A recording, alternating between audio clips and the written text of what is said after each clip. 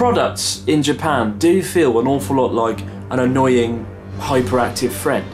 Let's make dessert with milk. Whoa. Let's go out for a picnic with a leisure sheet. A leisure sheet? Whoa. Let's vitamin. How? How do you vitamin? Let's enjoy individuality. Yeah, nothing says individuality like a deco cover seal for a discontinued portable music player, or, as I like to call them, stickers for an iPod.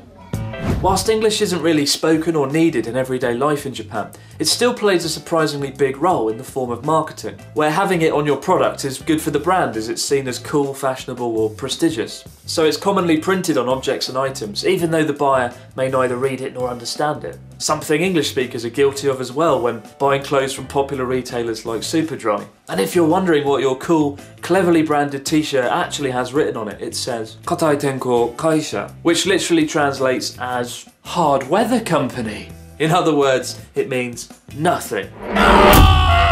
But in Japan it happens on a much bigger scale, and every day you're confronted by this Japanese English, this Japanglish as it's commonly nicknamed. But in my opinion, Japanese English is the ultimate language for marketing. Not just because you can walk into a shop and come out a few minutes later wearing a shirt with a powerful philosophical question. But here's 4 reasons I think Japanese English marketing is so brilliant and effective.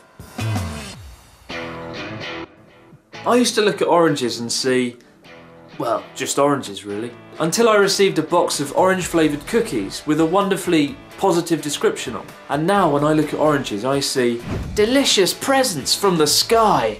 Delicious presents from the sky. It's beautiful. You can also find lots of cute smiling characters on nearly every object, whether it's the sheep shaking the hand on a pack of tissues or the cute rabbit on the front of the notebook. Cute but slightly insane. I like a donut. What's your favourite drink? I've already mentioned the use of the word let's on the front of everything, which is kind of nice and inclusive, although sometimes it can be a little bit disturbing. I bought this nice blue towel the other day and it came with some questionable advice on the front. It says, let's wash a body with a favourite towel. Obviously not. If you're going to wash a body, you're not going to use your favourite towel, are you? You don't want to ruin it or get evidence all over it, do you? And when I bought the towel, I also bought this pink sponge because when I'm in the shower, I quite like to, you know, bubble such as the meringue. Innovation. But what do I mean by that? Well, in Japanese English, you can often learn new words and phrases that you'd never heard before in standard English. For example, in one English textbook we use at school, I discovered an interesting phrase in the section for meeting strangers. And I'm quite excited at the idea of going up to a stranger and asking them, are you aware of your own defect? In fact, it'd probably make quite a good chat-up line. I have to make a note of that. I also think a lot of the English is quite clever in a psychological way. For example, I went into the shop the other day just to buy some groceries and this range of toilet seat covers caught my eye. Now, I've never thought once in my life, yeah, I need a toilet seat cover. But written on the front it said, a colourful waffle design enables the coordination of eye liking. And I read that and I was so confused I actually ended up buying it. So there you go. This is the toilet seat cover for my relax room. I haven't even opened it yet. Right. What is this? It's got a waffle design. There could be little doubt about that. It's hardly colourful though, is it? It looks like a dirty white. It hasn't enabled the coordination of eye liking at all. It's just rubbish. I don't know why I bought it. But as well as being positive, a lot of the English is quite bold and ambitious. For example, this towel holder, like that, proudly boasts, first and foremost, we produce for human beings, before comparing the sensation of buying a towel holder to taking your own holiday, which I think is to greatly exaggerate the satisfaction found in purchasing a towel holder. I don't know, maybe I'm wrong. What do you think? Leave a comment below. Another good example of convincing, like, innovative Japanglish was a steak restaurant in Tokyo Station, Ikanari Steak, or as it's also known, the Very Steak.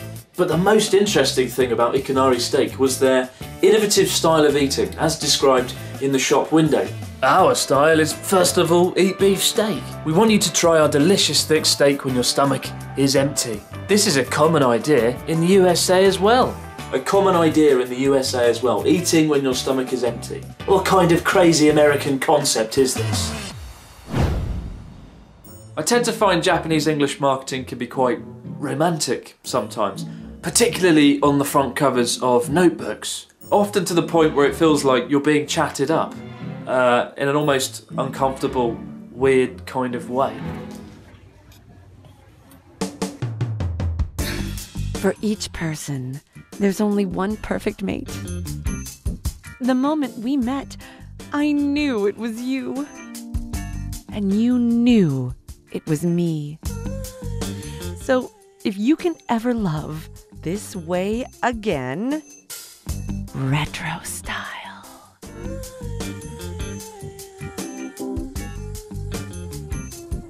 And now you have to ask yourself the question, what's more ridiculous? The seductive and awkwardly written English on the front of that notebook, or the fact that I paid a professional voice artist to read it out? Probably the second one. That said, I did buy one more notebook to remind me, if you're going to commit blatant copyright infringement, you can still keep the key story components intact, just as long as you change the name. So there you have it, Japanglish, the finest marketing language the world has ever known. Japan is covered in it though, and it's these little findings that make everyday life just that extra bit more special. But what Japanglish have you found? Do you like a donut? And what are your personal defects? Let us all know in the comments section below. And please don't forget to hit the like button if you want to see more of these kinds of videos. Thanks again for watching. I'm off now to bubble, such as the meringue. I'll see you next time.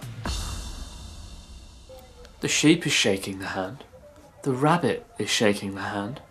The lion is shaking the hand. God, what's the dog doing? Oh gosh, he's shaking the hand as well. What a lovely story. In the end, I settled for the only diary that I could find that wasn't trying to chat me up. Even if that does mean walking around holding a notebook that says Barry Party in big letters on the front. Never heard of Barry or his party. Literally no context on that. I don't know what it is.